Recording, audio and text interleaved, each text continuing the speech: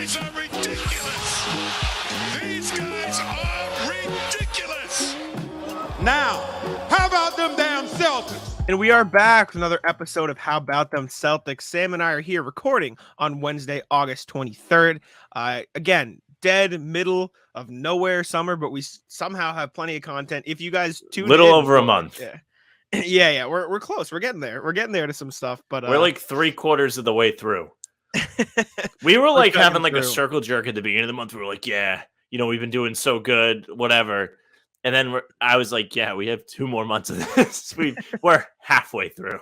Well, Summer League gave us false hope because we grinded through Summer League. We had plenty of stuff. And then I think we underestimated how much dead time. We did. The game show we did was fun. If you tuned into the game show, we appreciate you. If you haven't seen it, it's up as a video on our channel now or as a live stream. A lot of people watch it, just find it all over the place. Yeah, it's uploaded everywhere. You'll find it places. But if you haven't seen it yet, we had the First of the Floor guys on the program. We did a game show with them. Shout out to the winner, who I won't name because go watch it. You should go find out for yourself. I almost did it, and I was like, wait a second. We'll be people a reason.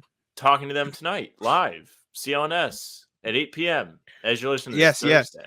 So you said we're recording this on Wednesday. Sam said tonight, and I had a little panic attack run through my heart because I thought he meant tonight. Actually, I was like, wait, Jack just doesn't know about the movie magic of publishing the next day.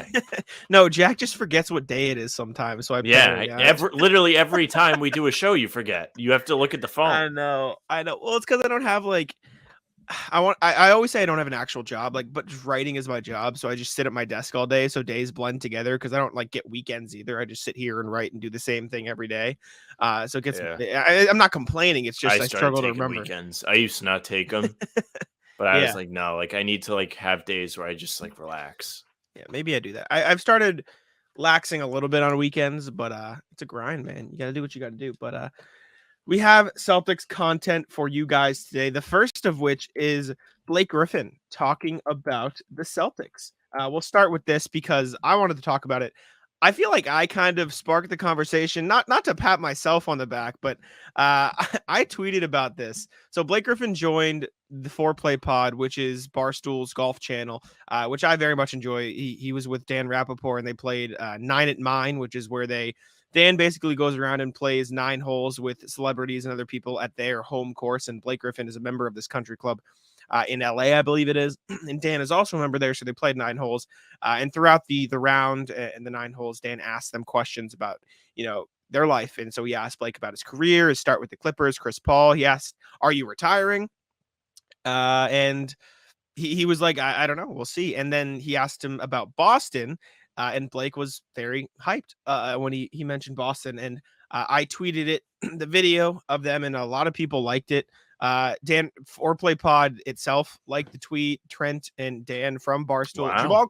Jamal Crawford liked the tweet, which is very weird. I was like, why? Jack just reporting on who likes his tweets. I don't see any, hey, will you come on the podcast? Acknowledge me.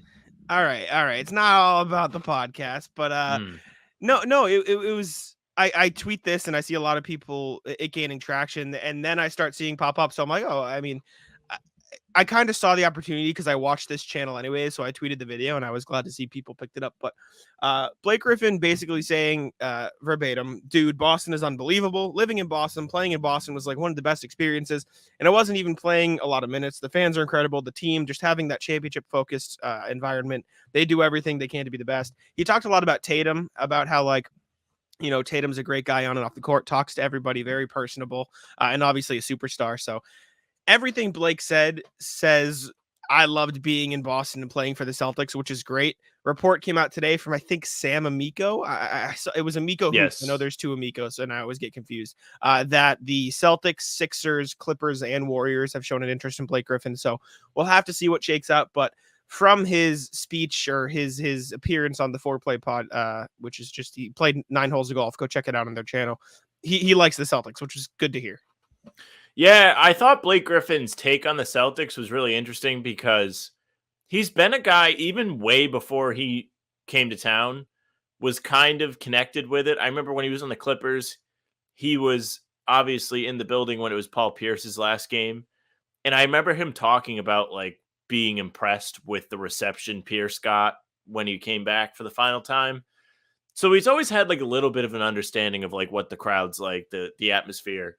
But it's always great when you hear guys, especially stars that spent a big bulk of their career somewhere else, praising the city, praising the team, Yeah. saying how great it is, because I think it helps the reputation where there are other things that happen that do not help it, such as trading a guy that tore his ACL and never played for you, and he was all excited to play for your franchise and you trade him, or trading the guy that played for 9 years, or trading the guy that played through a hip injury and when his sister passed away. Like there's so many things you can point to, be like, the Celtics are scumbags, but then like every once in a while someone's like, hey, it kind of rules to play for them, and everyone's like, yeah, it does rule. The fans are the best. So I'm happy that Blake Griffin likes it here. The fan base obviously likes Blake Griffin. I kind of wrote a small, like a shallow dive for Celtics blog just into the whole situation. Earlier this summer, we heard that the Celtics were interested in bringing him back. It's just a debate whether or not he wants to leave his family for another year on the West Coast. But Blake Griffin was really good for the Celtics when he actually played. And we've talked about this a zillion times in the last 2 weeks. It's the really only looming storyline. But when he started, like 8 points, 5 rebounds, good efficient splits, like he was okay, hustled. He gave the Celtics probably more than they bargained for when they brought him in last summer. So I don't see any reason not to bring him back. He was a good presence on the team. I like him. But the weird thing is it was all past tense, which I guess is accurate because it did happen. I think it was But just like if reflecting you on really the want to like microscope, crystal ball, tinfoil hat, like it sounds like he could be done playing here too. So I don't know. I don't know. I feel like he was just reflecting on the year because it happened in the past. I feel like if he's going to resign anywhere, I would hope it would be the Celtics. Like, would he really? What is the draw out? Like, obviously, like you said, being closer to his family. But in terms of a team environment, my point is that seems like the only factor that would take him away from Boston is the family thing, which is a valid reason. I'm not diminishing it, but I don't know. It's good to hear him speak highly of Boston, especially because it seems On a like national platform. the Celtics have won it back. Yeah, it got a lot of views, and it was good. It was good. Watch, go watch it. Blake Griffin hits the ball very far. Jack's tweet. No, go watch Foreplay Pod's video. Blake Griffin hammers his drives; they go very far, and it's he's entertaining. He's a character off the court, obviously, which he's made it clear. But anyways, the next piece of Celtics info we have are they're working out some players. The Celtics are bringing in a few guys for workouts. Shams Charania of The Athletic reported that they are going to meet with TJ Warren and Lamar Stevens, and then I believe it was Michael Scotto of Hoops Hype who reported they're also going to be meeting with Lewis King. All three are going to be in Boston for workouts this week, and all are in consideration for a potential contract. And I mean, we can talk about it now. I know when Lamar Stevens got waived by the Spurs, he was somebody I mentioned, I think very randomly and briefly here as somebody I liked. You definitely dropped him. just out of nowhere a little bit, but hustle defender. He's 6'6". He's only 26 years old. He's a hustle guy. He's not a great shooter. He likes the mid range a bit more than threes. From what I saw, I know, Sam, that would speak to you a little bit, less so to Joe Mazzulla. Very athletic. He's a hustle guy. He killed the Celtics. I distinctly remember. I forget what game it was, and I'll find it while you talk about it. Might have been the I'm gonna make both game. Maybe, but he didn't kill them with points. He got like 5 offensive rebounds. It was definitely that like game then 2 minutes. They couldn't close the game. Yeah. I wrote about the 3 candidates for Hardwood Houdini today, and I went in thinking like maybe TJ Warren's the best, and I really thought about it more. And I think I do like Lamar Stevens the best. I think he has just like the potential to be a guy that's helpful no matter what. Because if he's going to bring it on defense, then any added bonus you get on offense is great. But the baseline is you need to play defense. You're not going to hurt the team as much if you're a better defender as opposed to being an offensive-minded player who doesn't play defense. Because you're going to get yourself on the court if you're trying. That's kind of how it goes. And I don't hate that if you look at his basketball reference, yes, the three-point shooting is not good.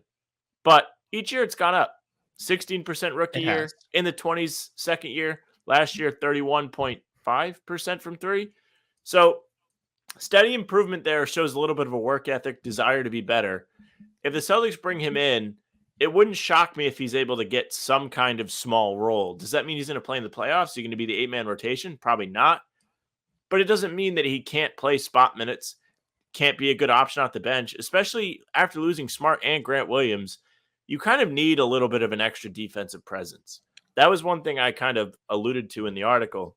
As for the other two, Louis King spent most of his time in the G League with Philly last year, played one NBA game, 32 appearances for the Bluecoats in Delaware. His stats for the G League, 16.5 points, 5 assists, 4-something rebounds, and a steal and a half per game on decent shooting splits.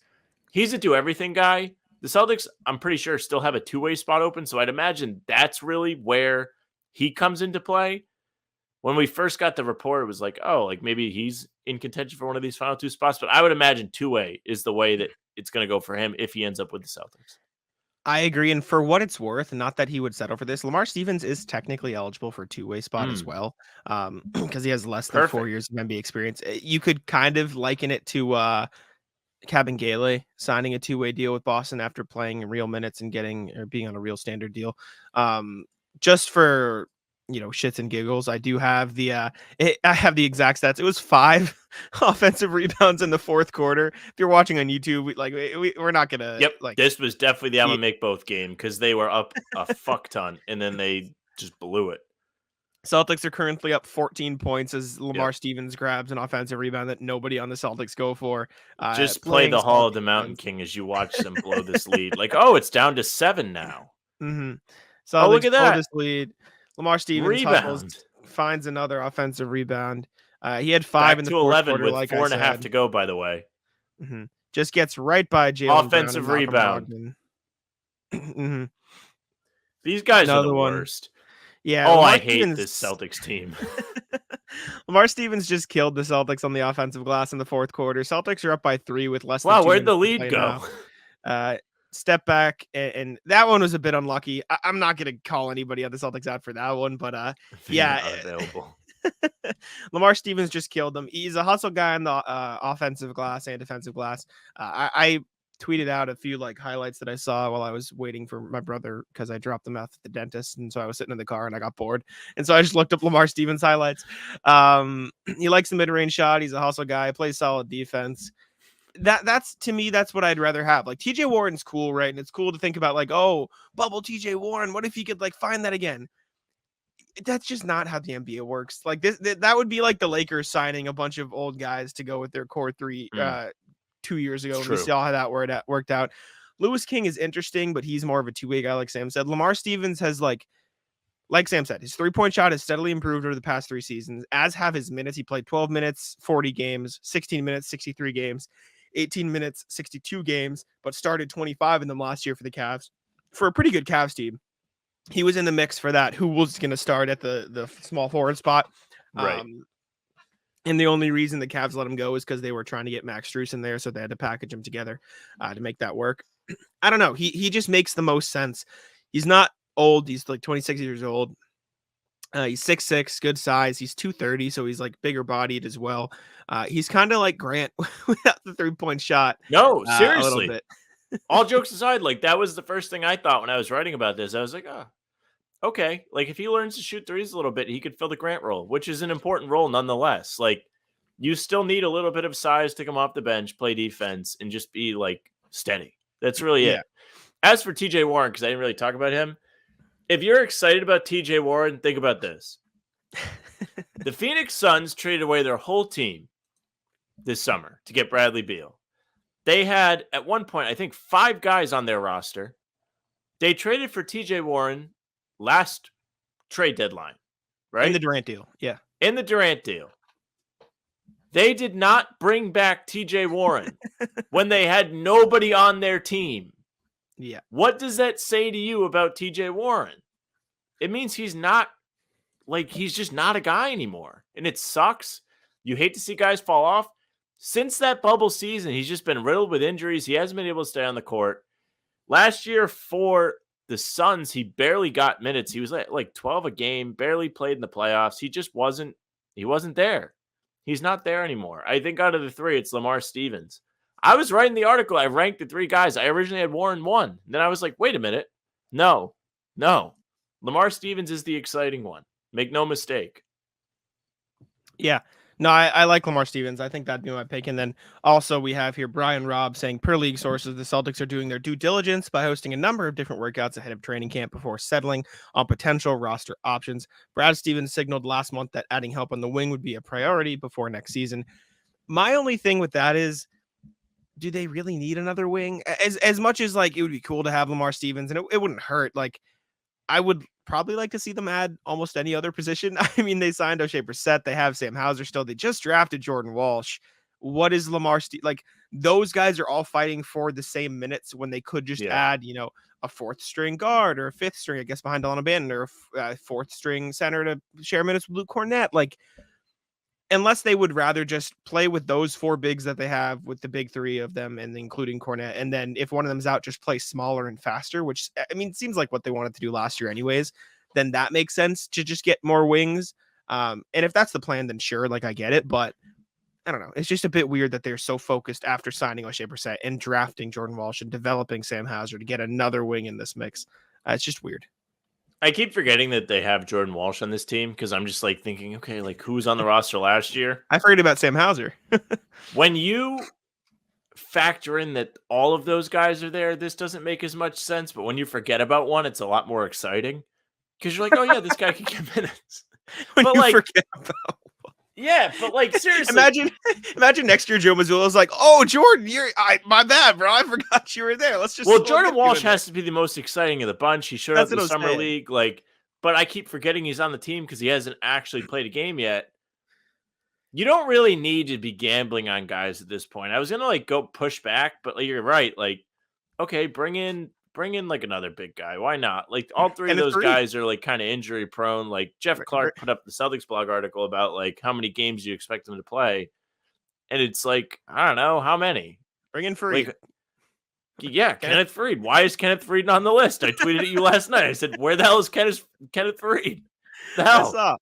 I saw. Did we not put up propaganda for like anything? That's what I'm saying. No one listens to us. This is random and it doesn't exactly have to do.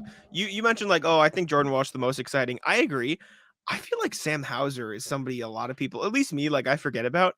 I feel like he could play like 25 minutes for the Celtics. I mean, somebody's getting minutes. Well, somebody's getting minutes. When you look at Hauser's stats last year, when he started, he averaged like 13 points on like 50% shooting from three. Like he was nasty when he got the opportunity. So and the efficiency didn't drop. That's the big That's what I'm saying. It got better. It got better when he was starting.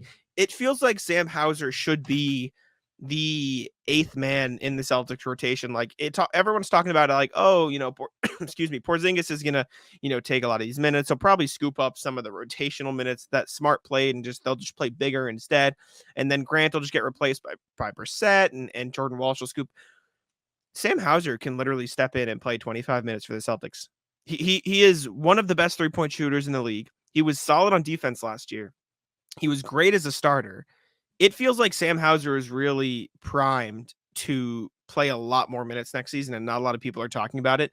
Maybe that's a video for us. Maybe we do Sam Hauser highlights next. Although, as you guys didn't really like the Jayson Tatum highlight videos. You guys punted it away. Maybe we mix it up, but I don't know. I'm excited for Hauser, and then the three forwards: Lamar Stevens, TJ Warren, Lewis King. It sounds like we're on the same page where Lamar Stevens is probably the most intriguing option. Yep. If you want more Hardwood Houdini, click through all the slides. Tell your friends. Go check it out. All right. Next Celtics thing we have is a Kristaps Porzingis quote. He talked about the injury. Obviously, he's not playing in FIBA for Latvia this year because of his plantar fasciitis. And he spoke with. Can you say this word? I don't know how to say this. Sportazinus, which is is it a Latvian website? I know what the hell it is. I saw this on Reddit. It's an international. I'll tell you what, if you look at the URL, none of the words make any sense except for his name. Well, Porzingis spoke about the injury for, I think, the first time, him personally, outside of his Instagram or Twitter post. He said, I now have a 4 to 6 week plan that I have to follow. Feelings are good. Of course, I'm not yet in shape that I can fully play and train, train fully. But going step by step, everything should be fine by the start of the NBA season. Obviously, that was translated, so it's not perfect. But yeah, I mean, it sounds like he's in line, and it doesn't seem like anybody's too worried about it. It sucks that you're already seeing the injury concerns come to light this early, but like he's never been a fully healthy player, and it sounds like everybody is confident that he'll be fine by the start of the season. And that's what really matters. So good to hear he's in good spirits. I think Porzingis just went on Twitter and read the Celtics New England Baptist Hospital injury update in whatever interview he was asked, because it's literally all it says. It was cool, like, to be on Reddit and be like, oh, wow, like, he said something. And then it's literally the tweet that the team put out. He has a plan for rehab. He's going to be back for the start of the season. That's all it says. I'm annoyed with all of this. I wish he wasn't hurt. It's not a good start to the tenure. When you give up somebody as important as Marcus Smart, this is not a good look. People are going to be pissed. Like, there's going to be pressure. And it's August. This is like the worst time of year for this to happen. Like, there's literally nothing else for us to focus on. We're just like angry. Like, what the hell? Why is Porzingis already hurt? He hasn't even played. Yeah. You gotta talk about it. Does the team know about this? Like, this is not a new thing. It feels like they probably knew about it. I mean, I can't imagine they didn't know about it, but he's coming off a great season. He played a bunch of games. At some point, you got to take a risk, I guess, like to avoid, because I don't know. We don't have to get too deep into the conversation of the Smart trade. We've talked about it about a million times because there's nothing else to talk about. Obviously, would have rather them traded Brogdon because Smart's a better player. He's deeper connection to the Celtics organization, all this stuff. But it just felt like, and I mean, Wick Grosbeck said this, like something had to change. It felt like you needed to shake something up after going through these same trials and tribulations every year and falling short every year in almost the same fashion every year. Shaking something up, giving you a new look, giving the Celtics Jayson Tatum. This is probably the best third scorer of the Tatum Brown era, at least a different one. You had Kemba there as the point guard, but it feels like maybe you need a different look. Like with these two guys as the best players, yes. Yeah, so because Kemba was supposed to be the first or second option. That's what I'm saying.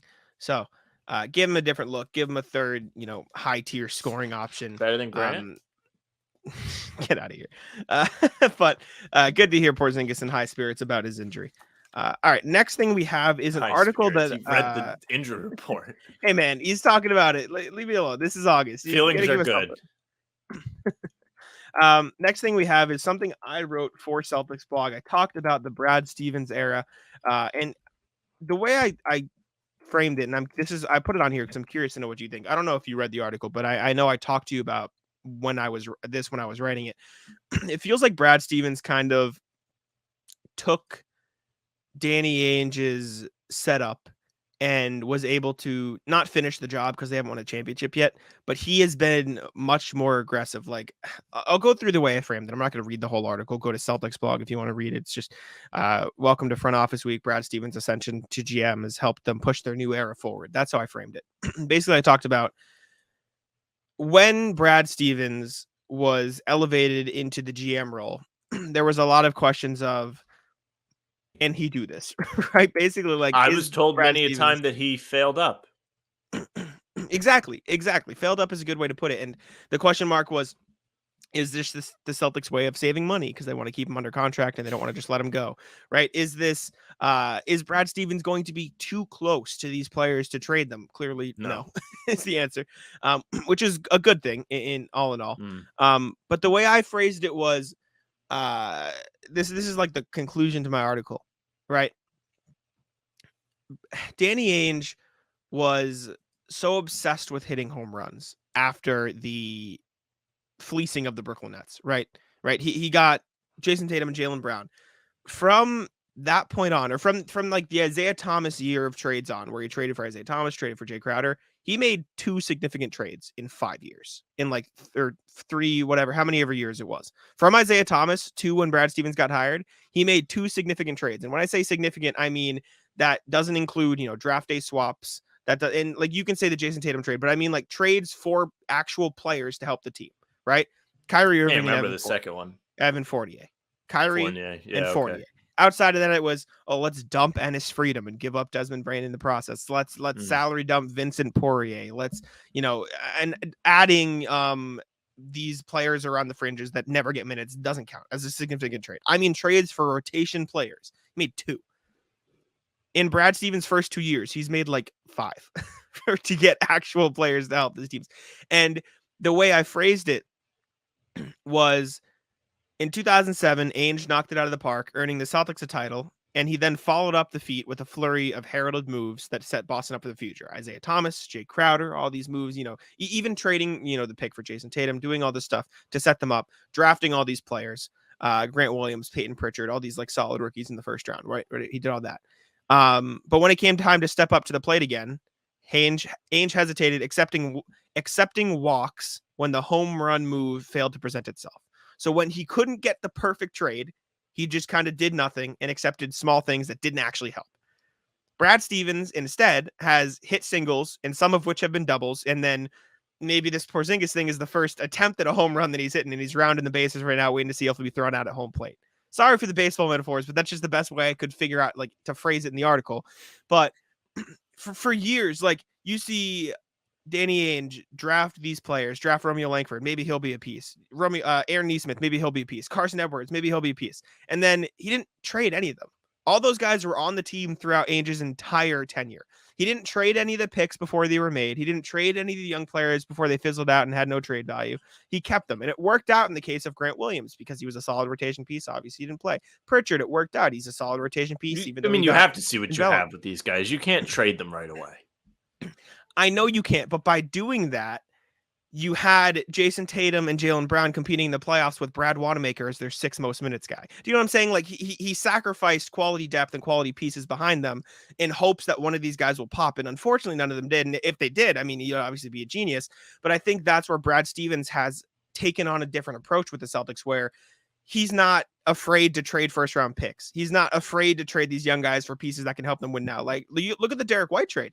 Traded Romeo, traded a 2028 first that was protected, traded another first that was protected, and Josh Richardson got a guy in Derek White who has turned out to be pretty damn good for the Celtics. You look at the Malcolm Brogdon trade, even though they gave up nothing, like he gave up a first round pick, he gave up Aaron Nesmith, another young guy, and he got a piece back. Right? These consolidation moves that Ainge didn't really make as much, right? Like, because even the Evan Fournier trade, he traded like 2 second-round picks. Like, he didn't actually trade anything for Evan Fournier, which was good. But those are the moves that Danny Ainge liked to make, moves where he definitely won the trade. And if he wasn't going to do that, then he wasn't going to make a trade at all, right? Even look at Brad Stevens' other move. Like, look at this Kristaps Porzingis trade. There's no chance in hell Danny Ainge makes this trade. You can't convince me that Danny Ainge makes this trade in a million years because of the backlash and because of how much he loved Marcus Smart and because like all these things, because he was like, no, Marcus is our guy. Oh, I don't know if I'm he traded Isaiah Thomas. I know he did, but he got a bona fide, no question superstar at the time. Obviously, we know how it turned out, but like he got a guy who was probably a top 10 player in the NBA at the time, top 15 maybe, right? 15, and as good as Porzingis is, like, the injury concerns, the fact that he had to trade Marcus Smart, and I know he traded Isaiah Thomas, it just seems like Brad Stevens has been more willing to take risks, and so far it's worked out. But at the same time, I just feel like Brad Stevens has taken all the assets that Danny Ainge has gotten, which was a good thing. He got all these young pieces to use, and he used them to get better win now guys, and it's thought less about the 2 timeline thing of win now. I don't know. I just think it was kind of like, and I'm not trying to knock Danny Ainge. I'm just saying Brad Stevens took what he set up and like reset the GM mindset of, because like Danny Ainge, obviously he won the Celtics a title, right? Like I'm not saying he wasn't a great GM, but he took this second era of Ainge and everything he set up and kind of better pieced together a winning core around the Jays that will help them now and in the future. I just think it was like a 1-2 punch of Ainge era title, second half of Ainge era that bled into Brad Stevens, who's now setting them up a little bit better than the second era of Ainge. Well, here's my take. I think you're half right. I think the reason why Brad Stevens is so aggressive is because the time is now, right? Like Tatum, Brown, pretty much in their primes. They're probably 85% of what they're ever going to be. Would you think that's like a fair number? I think probably, yeah. I mean, you could like quibble if you want to go to like 75, but like around there. I know what you mean, yes. So you kind of have to start setting them up to succeed when they're at their best. Credit to Stevens. He's absolutely done that. He has been fearless. He's made a lot of great moves, as you mentioned. But at the same time, should Ainge have done anything in like right before like the Kemba era? Like what there was a lot of moving parts in those Isaiah Thomas, Kyrie, Kemba years. Like you had 3 stars within like 4 seasons. It was a weird transition. The Kemba thing was like almost like at the time felt like a desperation move to stay afloat after losing Kyrie and Horford in the same summer. So you really can't go all in by giving up young guys, at least at that point. You're like, because you don't really know what you have. You don't know if it's worth it. Why would you go all in if you have Kemba and Enes Kanter? Luckily for the Celtics, Tatum takes a leap. He's given more responsibility and he thrives. Jaylen Brown, same story. And then Kemba starts to get hurt. And those two are able to shoulder the burden, at least at a decent clip. Of course, the 21 season was not great. Brown has a surgery to end his season. Celtics losing 5 to the Nets.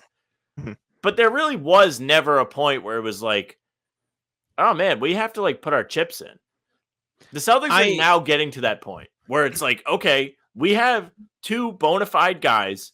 As you mentioned, trading Isaiah for Kyrie, who was a solidified star in the league. You already have those guys. So it's more acceptable to take a swing on a guy that is more of a risk, like a Porzingis, because it's like, okay, you're going for it.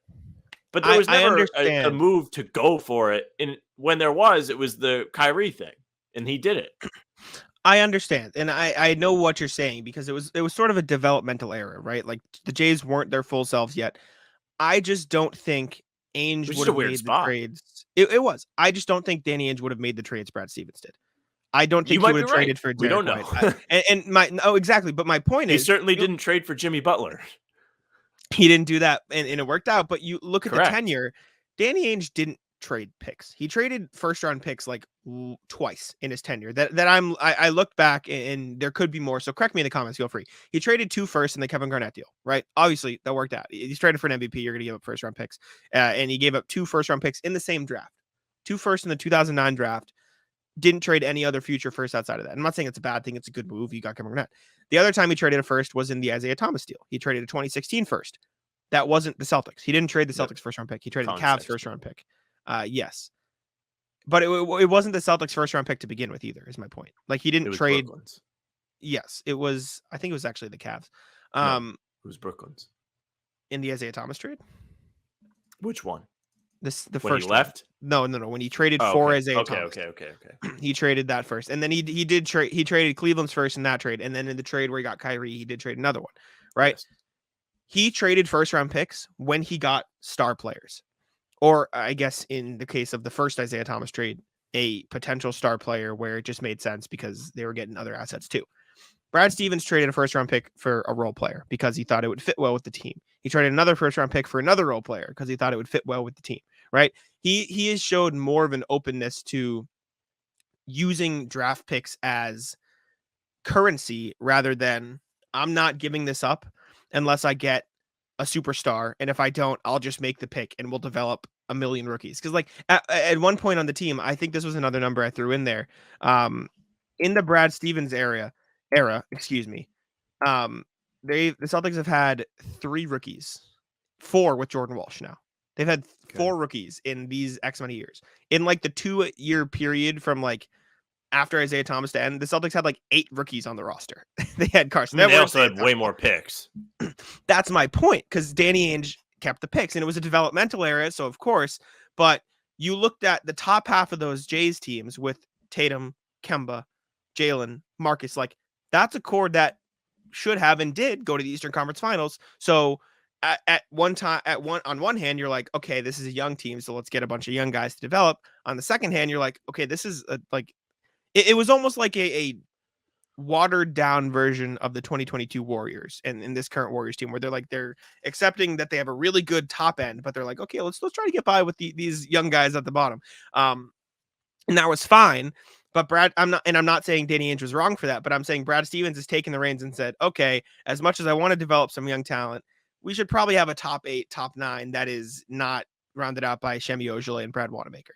And so I think, and I said this in the article, I think Danny Ainge did a great job of setting up the Celtics for the future, but then Brad Stevens took the reins, and I think he's done a great job of setting them up for the now as well. And so I think it was like a 1-2 punch. And I wasn't trying to like diss Danny Ainge. I'm just saying I think Brad Stevens has taken a different approach. I'm doing the you move and playing devil's advocate. And I appreciate that. And also, for context, it's August, so I wrote an article about Brad Stevens as GM.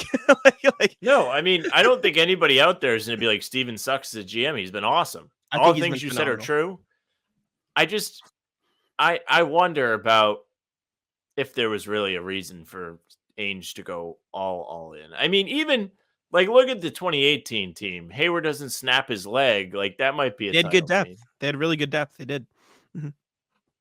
Yeah. No, I don't know. It was just a knee surgery. Like they had a few unlucky bounces in that little window. Absolutely. All right. Next thing we have is the best moment from every Celtic last season. Another article I wrote for Celtics blog. Again, it's August. We're getting creative here. So I went through and how do you want to do this? I don't know if you read the article. I tell you what I had as the moment. And you tell me if you can think of a better one. You want to do it that way? Okay. All right. I'm just thinking of the way we discuss this. Like, do you want to tell me what you think the moment should be? I think that might be better, actually. Maybe I'll guess the moment. Yeah. Okay. So again, I wrote the best moment from every Celtics player during the 22-23 season. Okay. I also did help you with one guy. You did. Yes, correct. All right. Mike Muscala. What was the best Mike Muscala? He had that one third quarter where he didn't miss. I don't know if you picked that, but there was like a third quarter where Mike Muscala had like 17 points. I'm not sure if that is this game. I just picked his debut game. He had 12 points in his debut, but he had like 4 threes, and it was electric because everyone's like, "Oh, Muscala's here! Look at it was like it was one of those garbage games against the Hawks at the end of the year. Yes, he had 27 against the Hawks. He just went off. So you wrong. Jack 0 for 1. No, his debut was cool because everybody got excited. That's what I'm saying. I thought it was more fun. Luke Cornett, best moment. Oh man, it's not. I don't know if I kind of cheated with this one. It's not an exact moment. It's just a thing. It's just the Cornett contest. It's just the Cornett contest. That's just the best thing to come out of Luke. I mean, he made national media. Luke Cornett made national media. No, like people were starting to think, like, should everybody do this? I mean, nobody loved it more than Scal. Wembanyama did it in Summer League this year. Did he? Yeah, I think so. Cornett nods. He did something. He's just like, he's watching the game. My honorable mentions were the bird celebration where he went like this, and then eating Jayson Tatum's ruffled chips at the beginning of a game. That's right. He walked in with the chips. Yeah, those are my favorite too. Luke Cornett's fun. He's good. Peyton Pritchard. Pritchard at triple-double last game of the year. 30-point triple-double. That was easy. Honorable mentions were January 21st against the Raptors. He had a big game, and then he just grabbed a million offensive rebounds. He loves playing the Raptors, dude.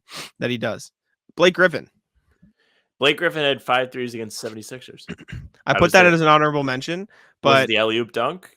No, I had that as an honorable mention. I had the Bus One boys, but the top moment that I chose was when he got headbutt by Thanasis and just laughed in his face. Good pick. Shout out, Blake had a lot of good moments to come full circle to how we started the show.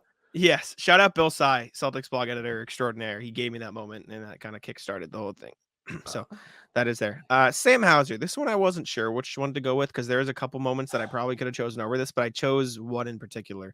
I think it's the game-tying shot against the Bucks to send the game to overtime. But there was also that game where he started against the Knicks, and he had a really, really great start. It was like all of our revelation to Sam Hauser, where it was like he had 18 points early, game 3 of the season. I was like, oh my god.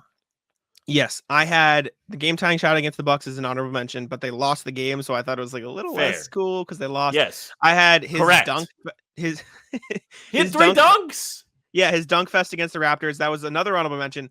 I was gonna choose the Knicks game because that was like the first like hint at it. Yeah, but then a couple games later, he had another huge game against the Pistons where he had, he had a career high 24, and so I chose that one instead because like.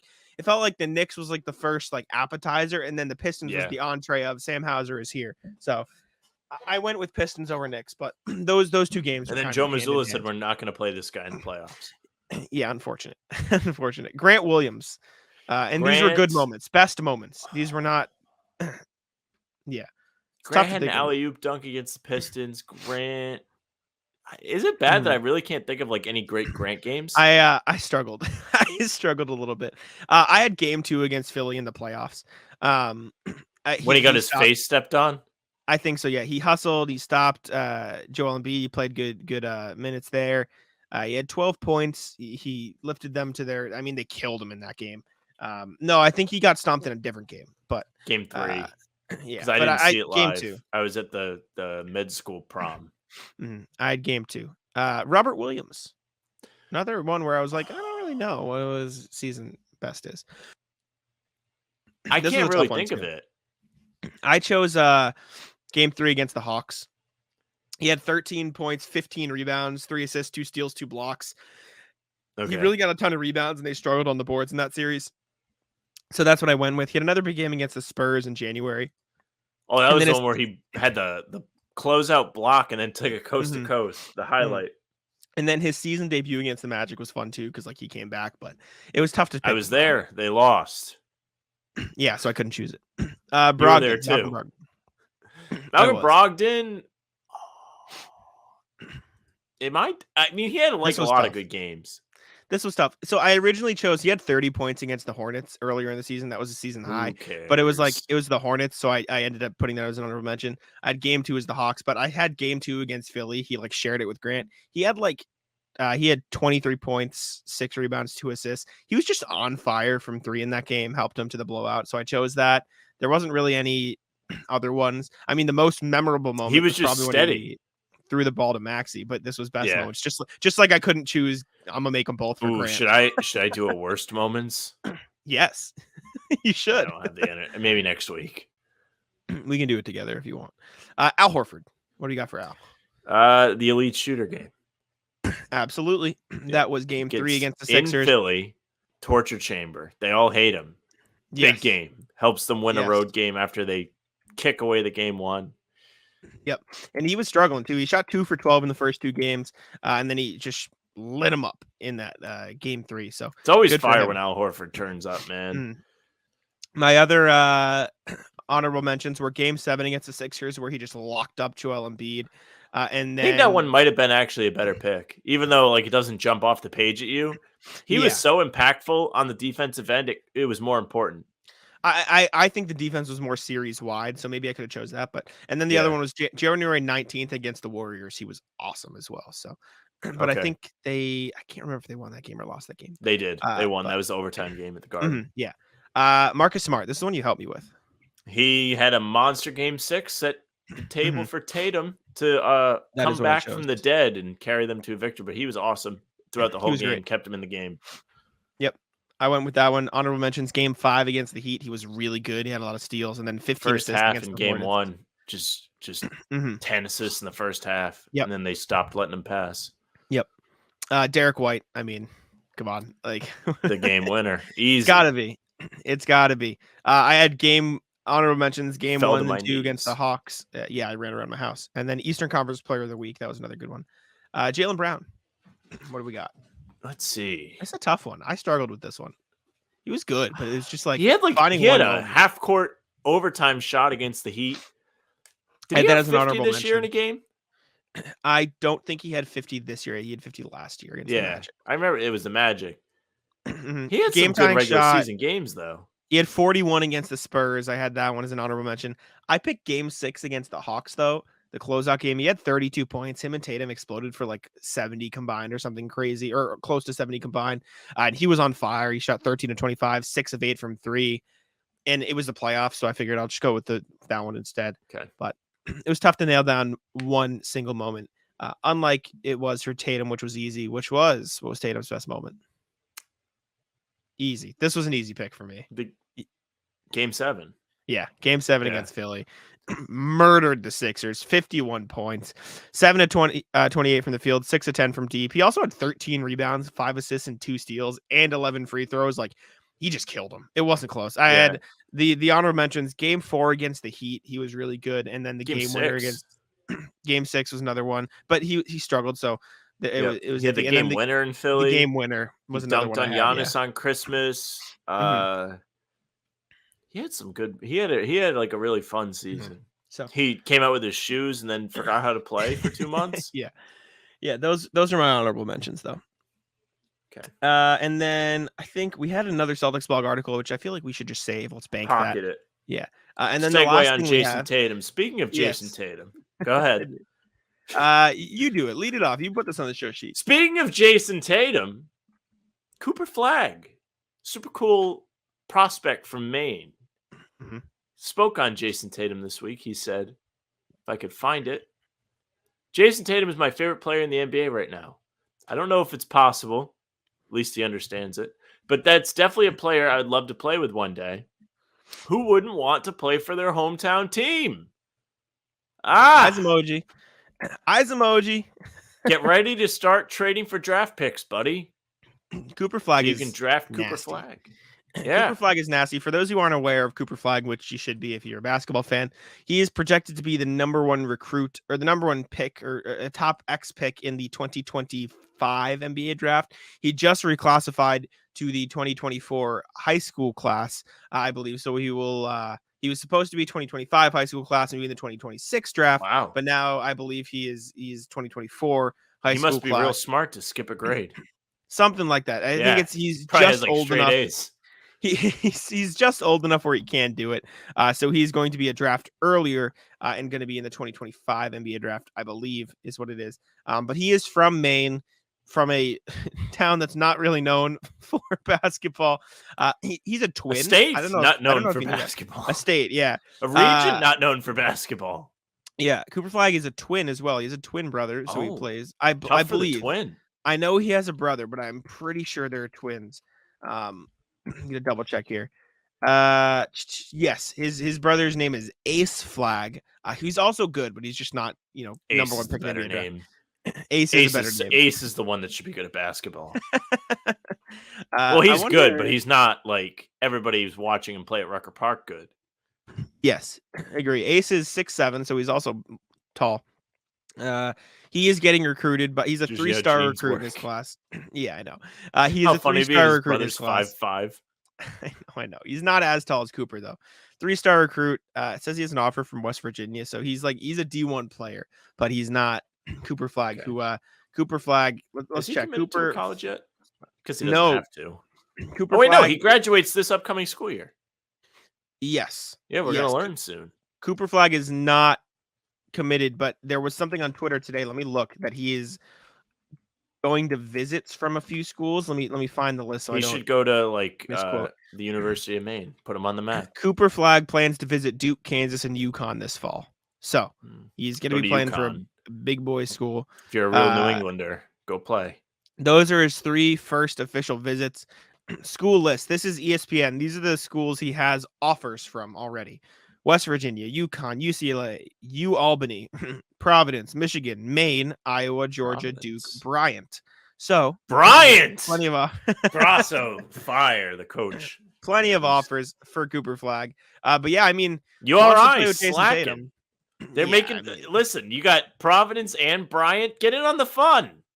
He's not. You got Ray Allen's kid there now. Just be like, look. How sick would it be if Cooper Flagg went to Maine though? It would be sick. That would be the most respectable move of all time.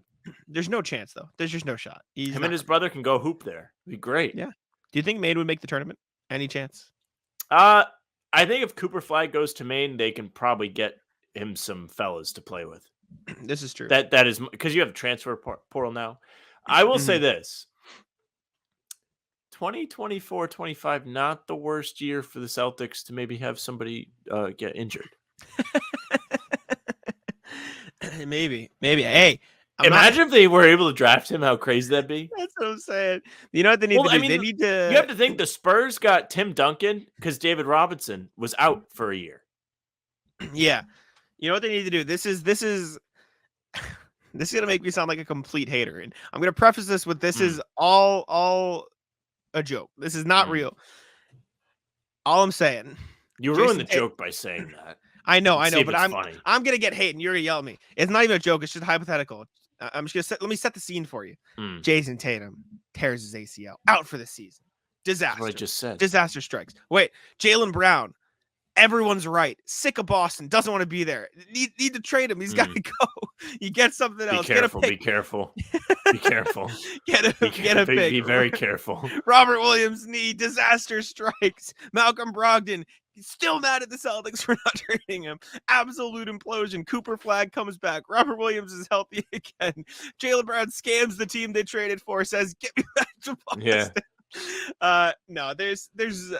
I can't imagine a world where the Celtics get Cooper Flagg. They would have to pull off some ridiculous a team that's supposed to be Do they really own good. anybody else's draft picks? No, They have I the don't think Warriors so. pick this year. Ooh, They too do. bad. Pro Sports. Let me just double check. No, Excuse me. that's So the only one I think. in the While you're looking, 2025 draft, the Celtics just have their own pick, and that's it. So do something about that. not looking great. No, Cooper Flagg wanting to play with Jayson Tatum is dope. I mean, it's cool to hear. Let me rephrase. It's unsurprising to hear. He's from Maine. Of course, you'd want to play for the team that he grew up rooting for, right? You know, Cooper Flagg is going to go to a Celtics game this year, and they're going to put him up on the screen, and like half the garden's going to go nuts because they know who he is.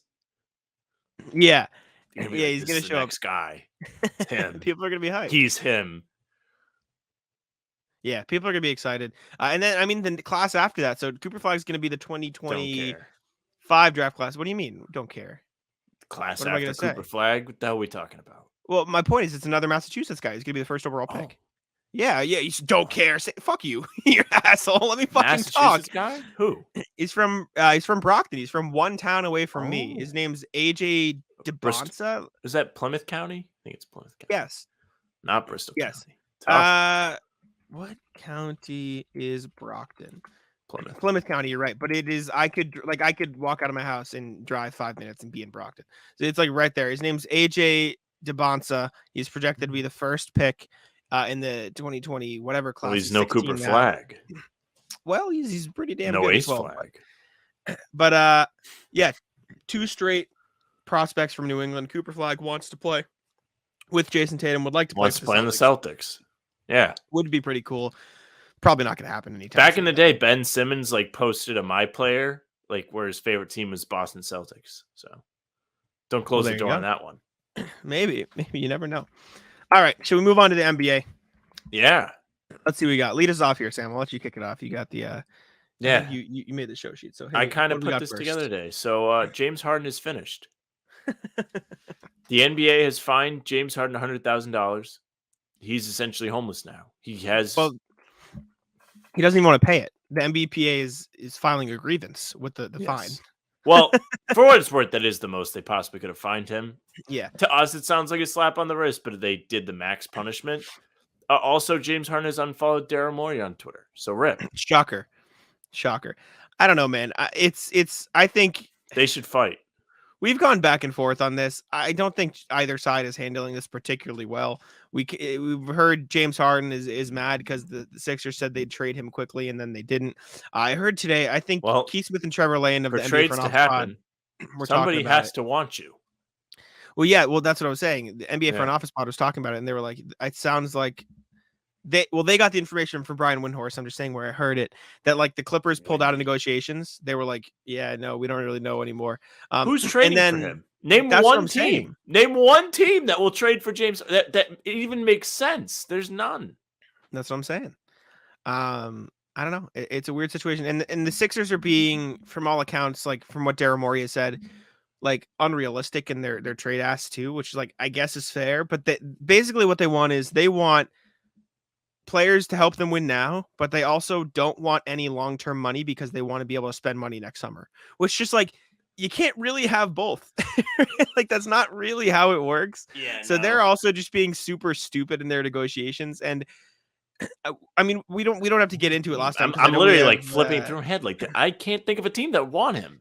I know we have like differing opinions on like, oh, should James Harden get all the blame? And you hate James Harden. You think he should. I disagree. I think both teams are stupid. And my thing that I go back to is if you were iffy on trading him because you, because you don't know about the return, or you don't know if you wanted to give him a max, don't say you're going to do those things in the first place. Just say, we'll see. Right. And then it'll be up to like the we'll see thing is fine. But like, that's what I'm saying. Again, you can't trade him if nobody wants him. Nobody wants him. Then don't say we're going to trade you real quick. Then don't say we're going to trade you. Don't worry. Because when you say we're going to trade you, don't worry. Would want him. Well, then who's that real? Whose fault is that really? Then say we'll gauge the market and let you know. Don't say yes, we'll trade you. If they said they'd trade Embiid quickly, I'm sure somebody would take Embiid. Well, yes, but then say we'll see the market. Don't say we'll trade you. Don't worry about it. Sure, we'll see the market, but also don't suck. Yeah, I don't know who would want him though. I just Nobody. who would want James Harden. Maybe Nobody wants the I rest. really hope he goes to play in China. That would be the best thing ever. That'd be kind of fire. I'd respect James Harden for that. I don't care. Yeah, see you later. I would respect it, but it would just also be like, Well, the this thing this is like my fantasy of a player trying to force his way out and just getting fucked. well, that's the issue. He can't, and he can't next year either. If James Harden doesn't report to training camp, Why can't he? listen, Why not? CBA. I'm going to explain it if you let Is me it fucking talk. because What? is it because he opted into the final year of his deal? Is that why? Can I talk now? Can I Go explain ahead. now? Fucker. New thing in the CBA: if a player holds out or doesn't report, they are not out of their contract at the end of it. Good. So if James Harden doesn't hold out this season, or if he holds out the season and doesn't report to the Sixers control what team next or where he goes next after his current contract. Like, he doesn't just end. Like, he can't just not play this year and then do whatever he wants when This his is the contract is greatest up. thing ever. So yeah, I thought you didn't. do that. WCBA. W. So that, They need to it'll be held accountable good for for this stuff. At the end players of the do day, too. don't opt in. Yeah, I don't know. It's just entertaining. I don't really give a shit. This is August entertainment at its finest. I'm fine with it. Speaking of just August entertainment, Find a way to be the most ridiculous. Yes. Speaking of who is ridiculous. Harden or the Sixers? Both. Both. It's great. I love it. I'm enjoying. But speaking of August entertainment, Lonzo Ball and Stephen A. Smith, not really beefing, but Stephen A. Lonzo Smith Ball said, has finished Stephen A. Speaking of just being right. finished.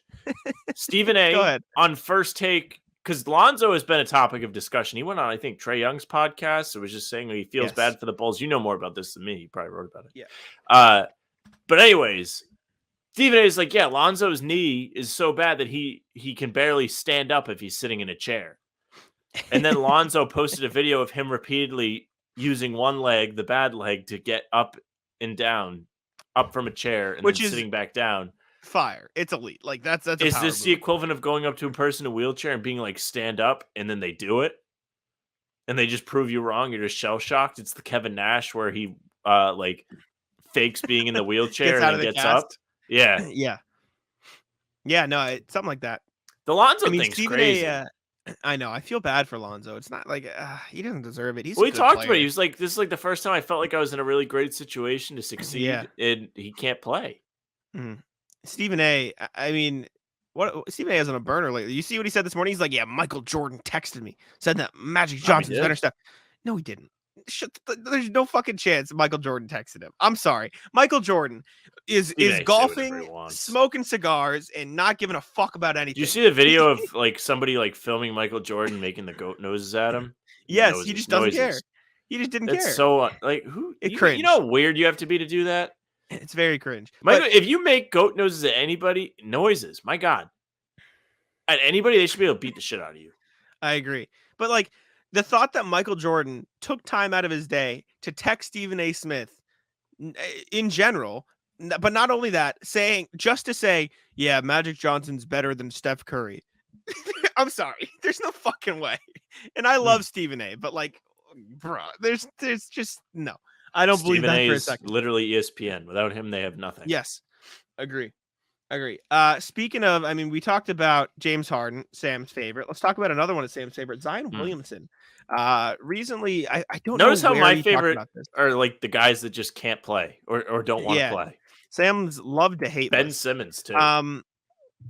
Zion was talking about the big three of him, CJ, and Brandon Ingram. It was via League Alerts. I don't know what it is, but basically it was just saying like super excited about training camp, super excited. He's like, yeah, we're killing them in scrimmages. And as much as this is nothing, like this is going to be a Jack talks about something because Sam's just going to be a hater. So let me talk first and then you can hate if you'd like to.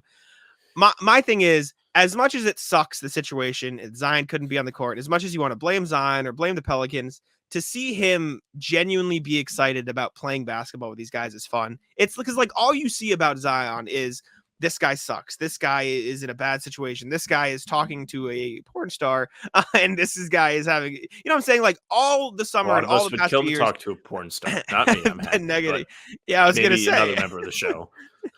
Whoa!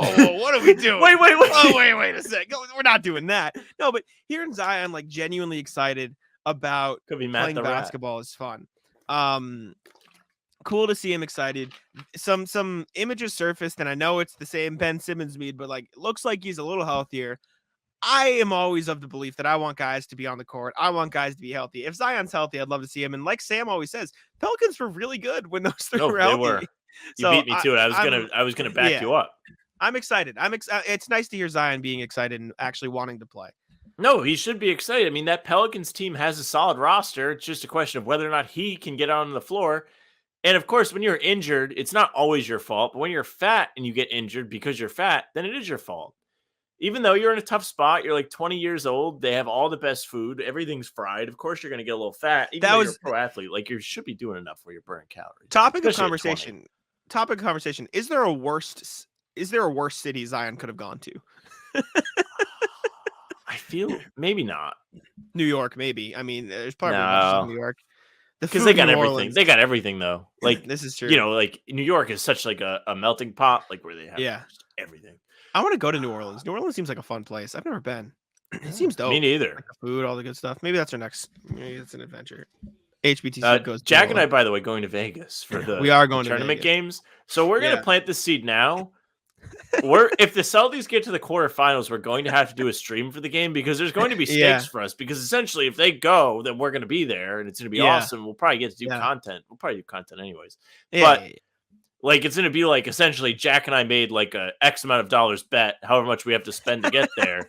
And we're going to see if it pays off or not. So just stay tuned on that. If you listen this far, a little nugget for you. We're going to definitely talk about it more. But yeah, the Pelicans are a team that should be competitive. I mean, this is just another nugget of the Western Conference being kind of a bloodbath this year. You have Denver. Phoenix went all in. Healthy Pelicans team could be competitive. Dallas had a good summer. Sacramento is poised to build off what they did last year. The Warriors got CP3. We'll see how that goes. The Lakers probably solidified the rest of the rotation. Who knows how good the top will be again this year? Or if they're going to, because it felt like they were a bit lightning in a bottle at the end of the last year. If the Clippers are healthy, how good can they be? OKC is poised to take a jump. I mean, just keep going down the list. Utah's probably out of it. Portland's out of it. Minnesota, is Ant going to be good? Well, I mean, you look at the NBA standings, Memphis, right? Like, I didn't even mention Memphis. Like, look at the NBA standings. I'm going to read you these teams. Nuggets, Grizzlies, Kings, Suns, Clippers, Warriors, Lakers, Timberwolves, Thunder, Pelicans, Mavericks. I just named 11 teams. Get worse. I just named 11 teams. Yeah. Only 8 of them can make the playoffs. Like, get ready for expansion, buddy. And that's without even mentioning, and I know they're probably not going to be great, but like the Jazz are fine, right? Like they'll be okay. The Rockets are trying to win. So like this isn't even like mentioning the teams on the fringe. Those 11 teams, only 8 can make the playoffs. And out of them, it's probably going to be like the Timberwolves are probably the first cut you make. And then maybe the Thunder, but they're going to be nasty, right? Shea's great. And then probably the Pelicans or Mavericks, but even them, they got like all NBA players leading the way. Maybe when they do the expansion draft, they need to do like 4 teams. Yeah, maybe. Because like the league is so good now where, all right, one, create jobs, right? The American dream, create jobs. But seriously, like we just listed off 11 teams that can make the playoffs because the league is so deep. Like, just don't draft guys off the Celtics. Yeah, maybe don't. Maybe chill with that. No, yeah, I don't know. I'm excited. I'm happy. Or do the expansion after this year. Draft all the best players, and then the Celtics can tank. Get Cooper Flagg. Yeah. No. Good to hear Zion excited about playing with those guys. I just thought to play on a super cool new court. Yes, and there's our segue. Thank you, Sam. Pelicans released a new court, and Sam was very upset because he thought it was going to be an extra court, but I think I'm kind of sick of like the court designs. Like Milwaukee had that blue court that they used for half the season, and they have another court. Like, yeah, you have one court. You don't need multiple court designs. You should have one jersey their only court at home. So anyways, the Pelicans like put like a bunch of city-based designs on the border of their court. Jack likes it. I mean, I think it's fine. I kind of, and they made this video and I was listening to music when I watched it and I didn't hear like the audio on it. Yeah. And I was like, damn, like this really vibes with the music I'm listening to. No, it's cool. I mean, it looks like it's going to be their main court. Like this is going to be the only court they have, which makes it a little better. So it's not like changing every time. So Pelicans 1 of 2 this offseason. The jerseys they dropped suck. Yeah. You got the bird in the middle of the court. They need to change this stuff. Like They need to do a purple, green, yellow color scheme. Yes. Like that Agree. Mardi Gras color scheme that they have the alternates for needs to be their default. Fire. I agree. It's more unique, better than this boring thing. None just of like these I colors think are good. no. Just like I think the Nuggets need to change from their current color scheme back Yeah, to the Nuggets rainbow one with sucks too. the blue and yellow. Agreed. But Even the powder blue with the gold looks better than that. I agree. I like those as well. But speaking of jerseys, the Hornets, the latest in a string of these jerseys rule. Good job, Yeah. Hornets. Hornets released their new city jerseys, and it's basically just it's like their Throwback. retro jerseys, I should say. 35 years, apparently.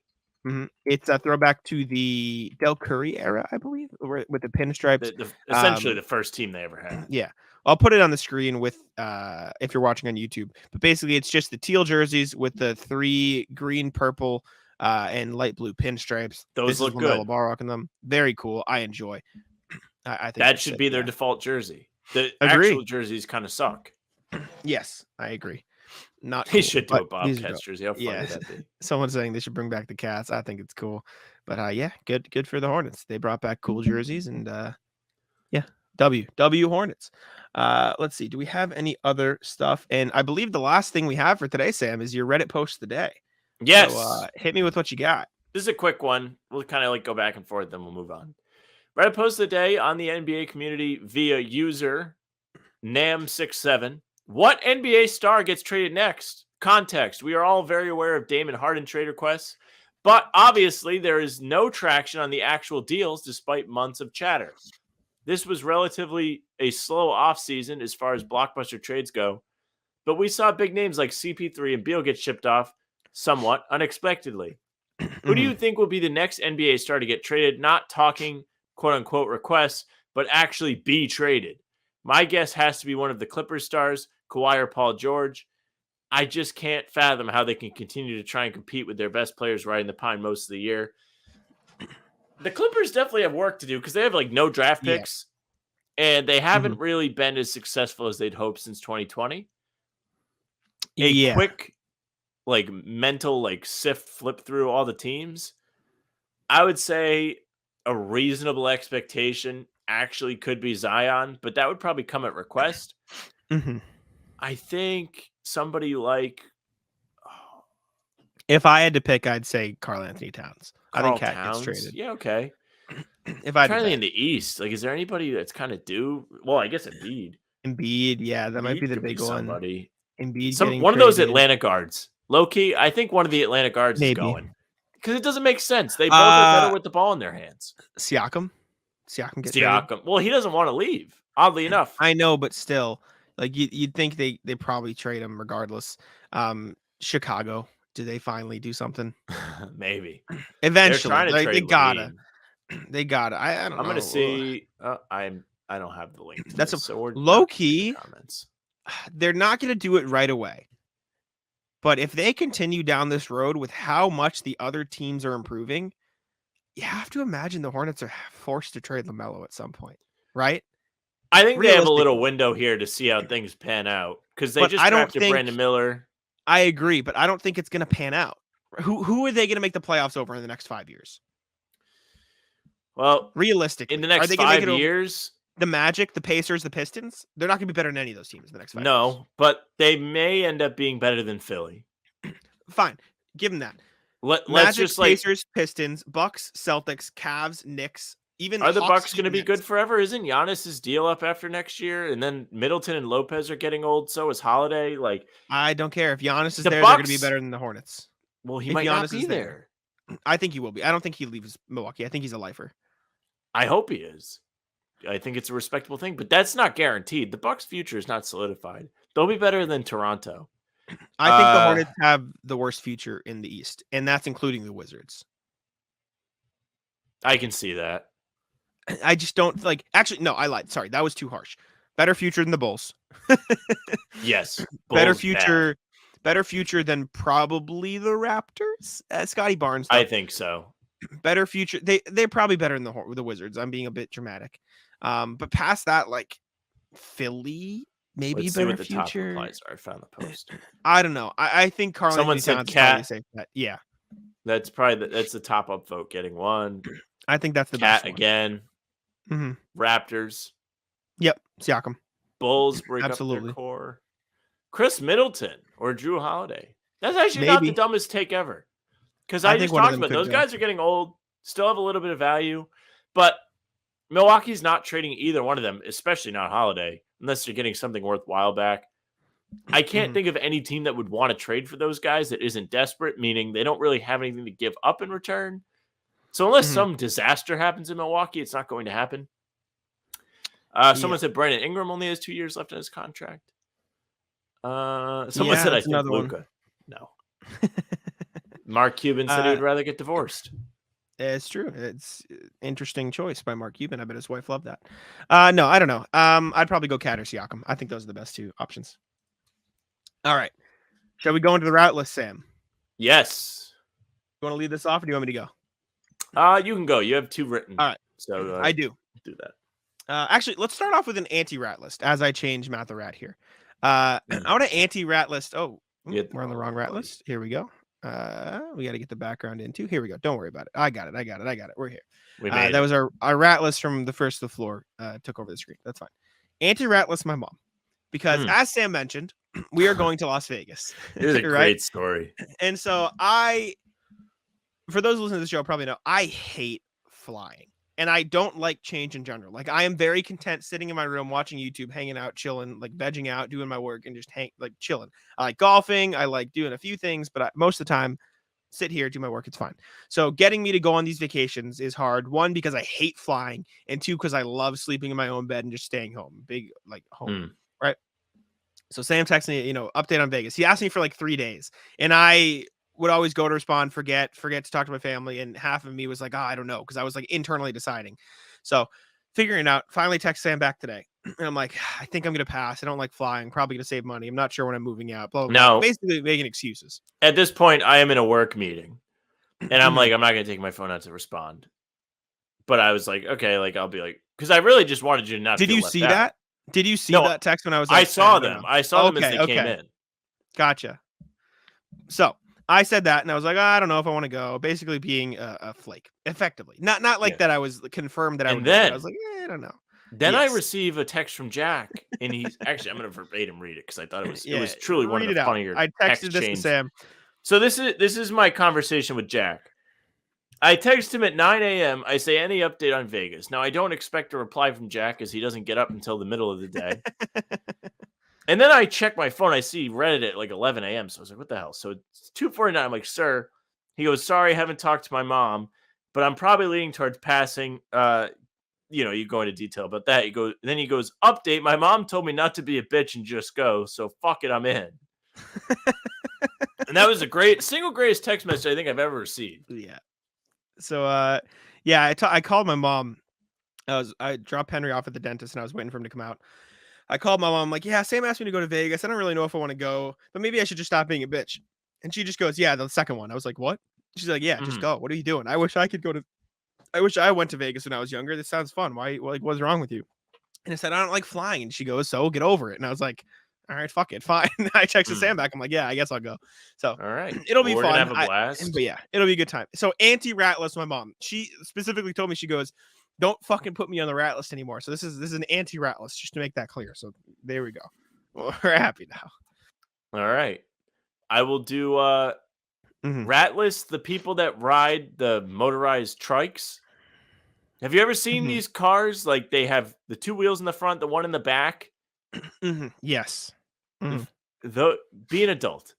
4 wheels. You don't need to ride a trike anymore. You're not a toddler. There was 2 of them when I was driving home today from basketball, and they're just whizzing down the road. And I live near the beach, so like people come down with these things all the time. I don't understand the appeal of these. I don't think I've never seen one and went like, wow, that thing rules. Like, I want one. Like, yeah, I see like old timey cars, and I'm like, wow, that's cool. I don't even know what the market is for these things. It's definitely either buy a motorcycle or don't. Just pick one, right? Yeah. It's very weird. I don't know. Yeah, rat list those guys because they don't go fast enough to like warrant being. There used to be a guy that had a black one, and he would dress like Batman. Swear to God. he would ride around my neighborhood, like near the basketball court and everything, and he would literally just have like the Batman Well, mask it's on. quite the decision. It's quite the Mm. look. I will go with. I have to tell the story because I can't just rat list. It's the dude in the bathroom when I was golfing, and that's why I say it requires a story. So I was at golf with my buddy Danny and two of his friends, and it was fine. It's before the round. I head into the clubhouse. I'm like, all right, let me pee before we get out there. Go in. There's a single person bathroom. I knock. I see the lights on, but I'm like, knock, knock, knock. Don't hear anything. I'm like, okay, whatever. Let me open the door. I open the door. It's open. So I'm like, okay, let me walk in. Dude goes, whoa. I'm like, he goes, lucky for you. I got off the toilet. And he's like laughing. He wasn't actually mad, but I'm like, lock the fucking door. What are we doing? Are you a child? Maybe he wants someone to walk in and be like, oh, sorry. Rat list, lock the door. It's a single person bathroom that has a lock. I don't know how you're you just don't not lock gonna the lock door. it. That's what I'm saying. Also, rat list people who use public bathrooms like stalls and just pee with the door open. Are you an animal? I'm sorry. Maybe this is me. Do you see this anywhere? Like at Celtics or Red Sox games or stuff, they just pee with the door open. And like, I guess it's fine because you can go to urinal too. I know, but like, if you are going to close the, not even in the context that like I don't like looking at it, but like, is if it you like are going you to get go like in a excited stall, like when you're looking for a parking space and yes, then there's like a motorcycle? Yes, Okay, exactly. I can There's see that. And also the people who close the door but don't lock it, I'm like, I go in, I have to like look under the stall for your fucking feet. Just lock the door behind you if you're in a bathroom. I don't care if it's the context of a stall or a single bathroom. Just avoid the awkwardness. Take 2 seconds and be a human with a functioning fucking brain and lock the door. It just made no sense. It just was stupid. Anyways, that pissed me off. Yeah. Ratless, the lady that blew the yield sign as so there's You don't have like to say 2 anymore, lanes but to get yes. onto the highway. Mm-hmm. And there I was in the one with no yield sign and she just blasts through. Mm-hmm. Another situation. Wish I had a tank. Great time to teach a lesson. Probably would have flipped her over. And it would have been like, wow, I probably shouldn't have blown that yield sign. It's okay. Yep. She definitely is not in the best of health and probably won't live as long as me. So who's really winning? Did she get on the highway first? Yes. Might get in the casket first. Wow. That's it's quite the take. Cut? No, we'll leave it. That's all you. That's all you. I said it. I don't think I have much else more. Ratless, the people at golf who played too slow. It took us like things on the sheet. Yeah, I said both of these. Oh, I didn't even. No, I forgot about this didn't. one. Yes, I forgot. I thought the other one. I thought I put the Vegas story on the sheet, but I didn't. Ratless Dunkin' seasonal flavors, just because it's stupid. Just have all the flavors. Just have them all. I think it's dumb. I mean, I'm not complaining. I like pumpkin spice. Is my thing. I'm a big fan of pumpkin spice flavor. I don't know if you've had the. It's called Nutty Pumpkin, which sounds weird, but I've seen it.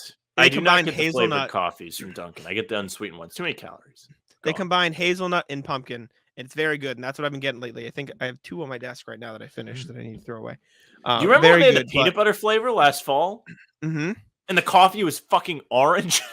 Yeah, it was not good. You would get the coffee, and it was the color of a Reese's wrapper? It's gross. Like, oh, I'm not taking years off my life. I don't understand. Do they like...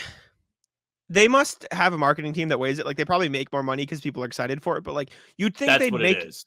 But you'd think they'd make just as much or more if people could just have it all year round, because there's got to be some people who are like, oh, I'll just get pumpkin. I like it. Oh, they have it. Let's just get pumpkin.